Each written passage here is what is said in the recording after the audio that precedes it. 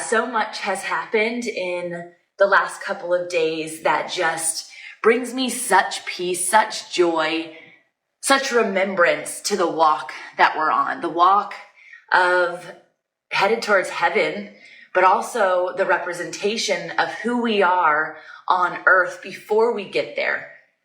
And I had this wrecking conversation in the best way with someone I love dearly on the beach.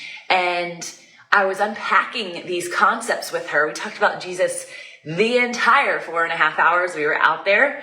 Luckily, I wore sunscreen this time, so I got a little sun, but not too much.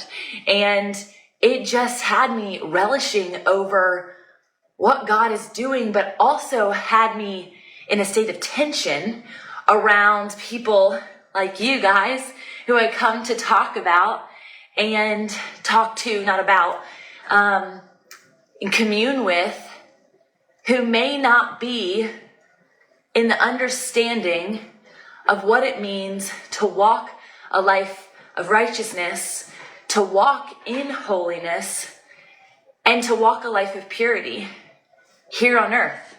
But last night I had the utter gift of baptizing a daughter and a father duo. Guys, think about that. A daughter and a father getting baptized together by choice. The daughter was not doing it because her dad was like, you're going to get baptized with me. But two totally different people living two totally different walks of life, but kindred in spirit and bloodline. And God has called both of them into a place of purity, specifically in this act of worship, which is baptism. It's a confession of your mouth to say Jesus is Lord, to do it on a public beach, and to just have that moment with Him. I felt so honored, and I started it with this because it reminded me of my girlfriend who I got to baptize when I was preparing my spirit for, what is this going to be like, God? What are you going after? And it's connected to the reset of the church. Okay, I have a long understanding of the power of purity. Something can only be as powerful as it is pure. Listen to that. I'm going to say it again. Something can only be as powerful as it is pure. Some would argue that love is the greatest power, but even love will only be as powerful as it is pure.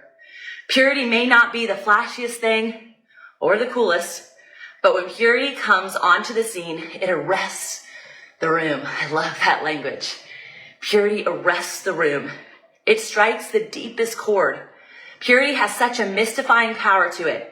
If you think about it, purity isn't powerful because it's overbearing or forceful. In fact, there is no striving in it. Doesn't that sound so good? No striving in it. It's powerful simply because it is. Purity. The Lord is after your heart of purity.